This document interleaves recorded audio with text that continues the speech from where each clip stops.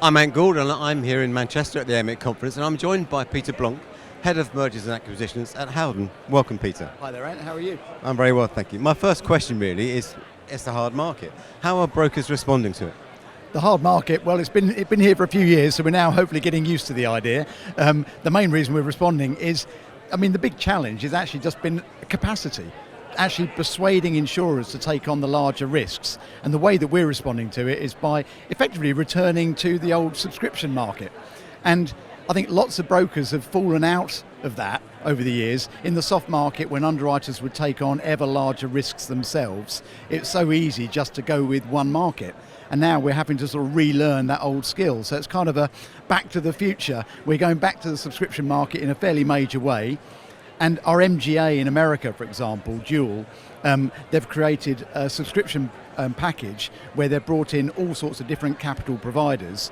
And the theory is they're referring to it as an army of Davids. We don't need any Goliaths.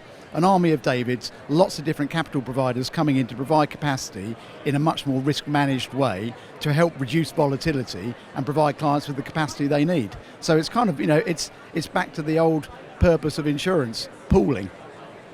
Brilliant, and obviously the other big issue at the moment is climate change. It's not going to go anywhere. How are brokers helping clients with that? Well, I think we've now realised that we're not going to be able to reverse climate change, so it's about now living with it. It's about actually working out how we as brokers can solve problems. And we're doing it in all sorts of ways, but we've been involved with some really innovative projects recently. For example, in Jamaica, there's a credit union which provides funds to small farmers in Jamaica. And that credit union were really facing a problem that in any season where there's a big hurricane wipes out the crops, those farmers are no longer able to repay their loans.